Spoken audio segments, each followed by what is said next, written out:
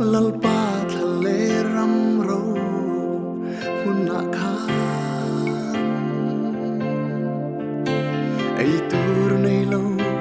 mi pui sang tam ta te kha nang ma nga in iben an ron pana nang nin ai tur be in lo min nan kha ta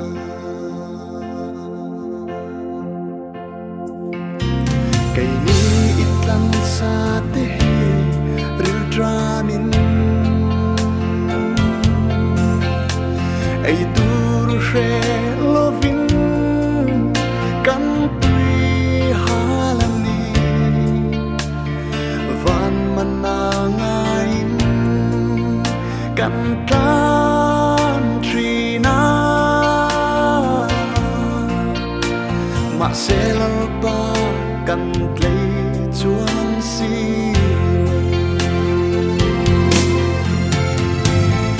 kan ava che lau pa min cham dam ro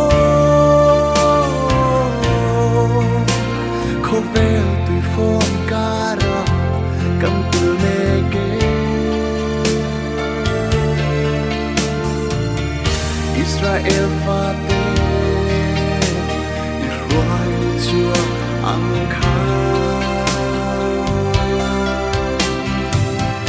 ikut saking min shuai le la satuan ne ya kanan kan len thai na Jordan ni min dai tir le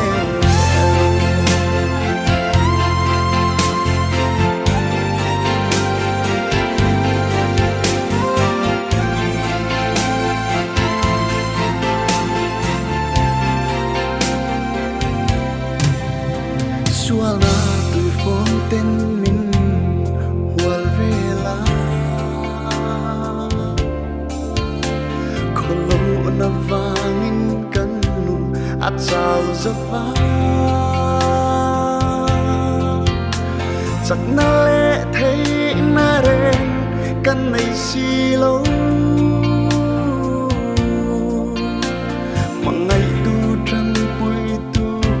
kan vahan ngai